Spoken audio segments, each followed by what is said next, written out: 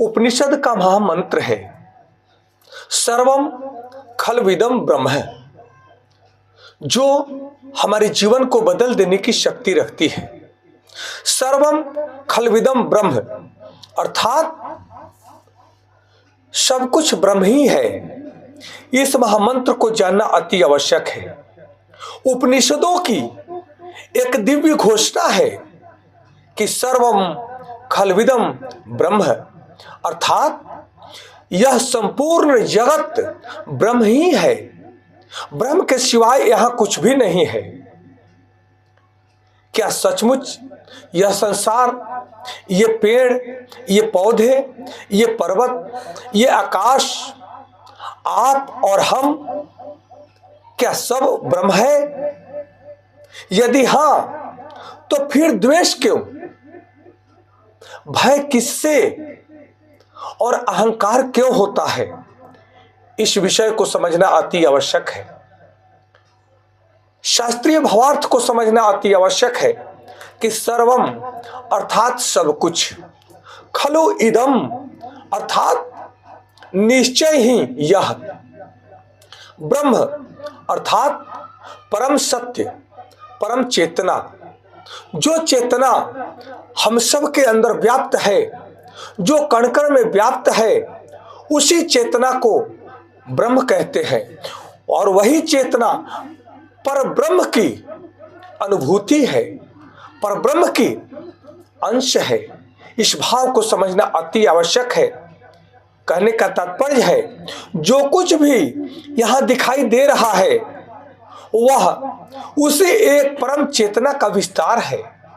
जैसे समुद्र की हर लहर समुद्र से अलग नहीं है, वह समुद्र ही है, वैसे ही हम सब उसी ब्रह्म के अंश नहीं बल्कि उसी का स्वरूप है। वही ब्रह्म अनेकों स्वरूपों में अपने को विभक्त कर रखा है। इस सिद्धांत को जानना अति आवश्यक है।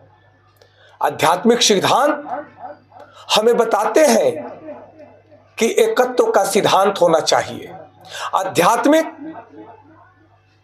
एकत्व के भाव को जब मनुष्य समझ जाता है, अर्थात यूनिटी ऑफ एक्सिस्टेंस, यानी जो एकत्व के भाव को समझ जाता है वह सब में उस परम तत्व को देखने लगता है। और जब व्यक्ति की दृष्टि में बदलाव आता है, वह सबके अंदर उस परम चेतना को देखने की जब उसकी दृष्टि जागृत हो जाती है, तब कोई दूसरा रह ही नहीं जाता। तब लगता है कि सब एक ही है और वास्तव में सब एक ही है। जब सब में एक ही परमात्मा है तो किसी से द्वेष करना वास्तव में स्वयं से द्वेष करना है। सब में जब परमात्मा है, हम में, आप में, सब में परमात्मा है, तो हम किससे द्वेष करते हैं? हम अपने से ही द्वेष करते हैं। हम अपने चेतना से ही द्वेष करते हैं, क्योंकि हमारी चेतना ही सबके अंदर व्याप्त है और सबकी चेतना ही हमारे अंदर भी व्याप्त है। इस एकत्व के भाव को समझना अति आवश्यक है। जब एकत्व का भाव व्यक्ति समझता है तब उसके अंदर से अहंकार का विसर्जन हो जाता है। जब मैं समझ जाता हूं कि मैं करता नहीं, वही करता है, तब जीवन सहज हो जाता है। वही चेतन सत्ता हर कार्य को क्रियान्वित कर रही है। जब व्यक्ति यह समझ जाता है तब उसके अंदर का अहंकार टूट जाता है, विलय हो जाता है, उसके अहंकार का विसर्जन हो जाता है। सेवा ही साधना है। यदि सब में ब्रह्म है तो हर प्राणी की सेवा करना ही ईश्वर की वास्तविक पूजा है। जब यह दृष्टि भाव जागृत हो जाता है कि हम किसी भी जीव की सेवा करते हैं, अर्थात हम परमात्मा का ही सेवा करते हैं, क्योंकि सभी जीवों में वह चेतन सत्ता, वह ब्रह्म सत्ता, वह परमात्मा सत्ता विद्यमान है। तो हमें किसी और के पूजा करने तो हम जाते नहीं।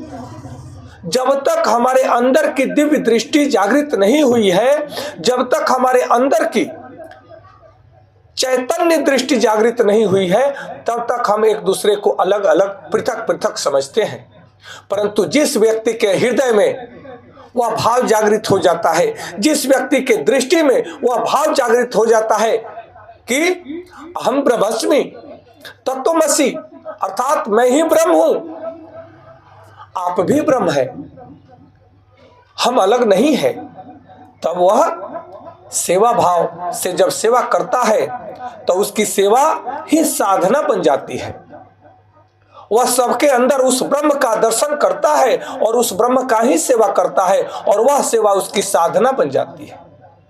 हम अपने जीवन को प्रेरित करने का संकल्प लें और कल्पना करें कि एक व्यक्ति मंदिर में जाकर घंटों पूजा करता है, लेकिन घर आकर वह अपने घर वालों से, माता पिता से, दादा दादी से, पुत्र पुत्रियों से, पत्नी से या पति से कठोर शब्द बोलता है, अव्यवहारिक व्यवहार करता है, असभ्य व्यवहार करता है,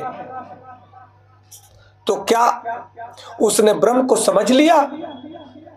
नहीं।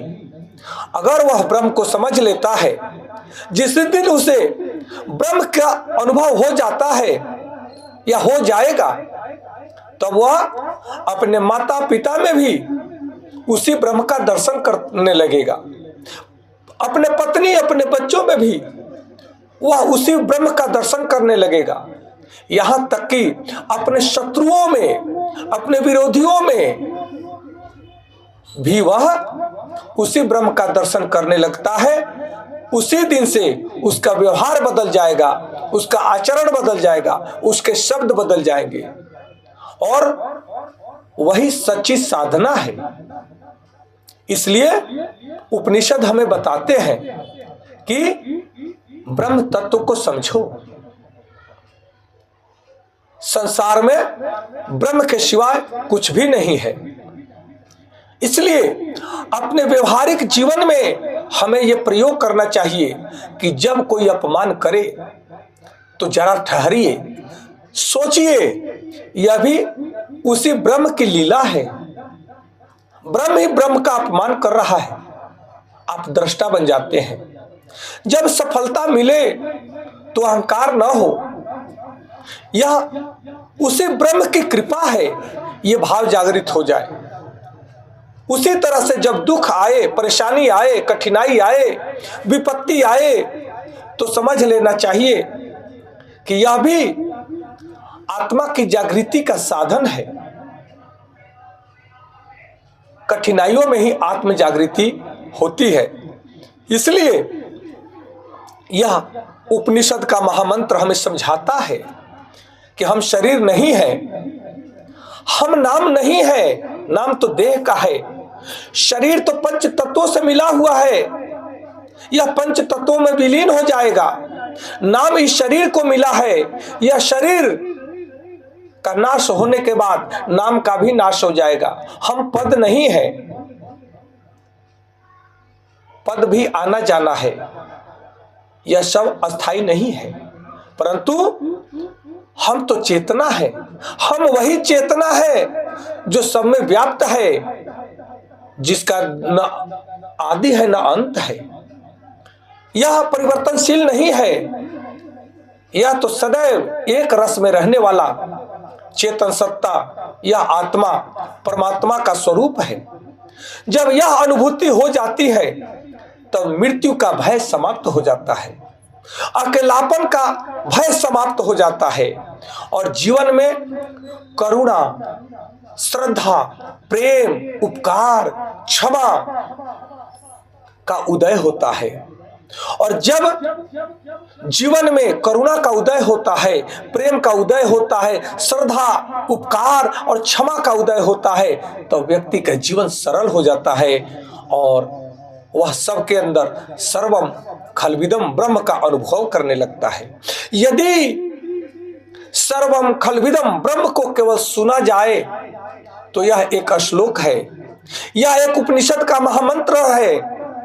और यदि इस सर्वम खलविदम ब्रह्म को समझा जाए तो यह दर्शन बन जाता है।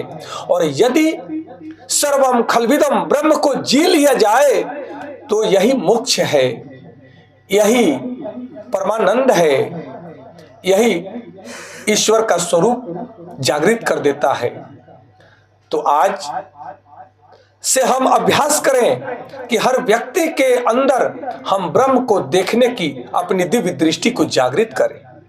हर परिस्थिति में ब्रह्म की योजना को ही स्वीकार करें और हर कर्म को ब्रह्म को समर्पण करके कार्य करने की क्षमता को जागृत करें, उस भाव को जागृत करें। तभी हमारा जीवन साधारण नहीं बल्कि दिव्य बन जाएगा, असाधारण बन जाएगा, देवत्व को प्राप्त कर जाएगा।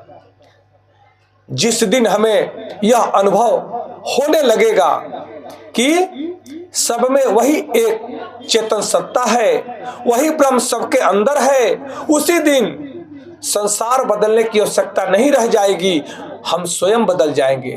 और हम जब स्वयं बदल जाएंगे तो हमारी सृष्टि बदल जाएगी, हमारा संसार बदल जाएगा। और जब हम बदलेंगे, हमारा इर्द गिर्द का जब संसार बदलेगा, तब देखते हुए सारा संसार बदल जाएगा, सारी सृष्टि बदल जाएगी। इसलिए आज इस बात को समझने की आवश्यकता है कि सर्वम खलविदम ब्रह्म, यह एक महामंत्र जो है, यह अद्भुत महामंत्र है, शक्तिशाली महामंत्र है। हमारे जीवन को आत्म साक्षात्कार कराने की विधि है। इस विधि को जानना हमें अत्यंत आवश्यक है। आज इतना ही। नमस्कार, धन्यवाद।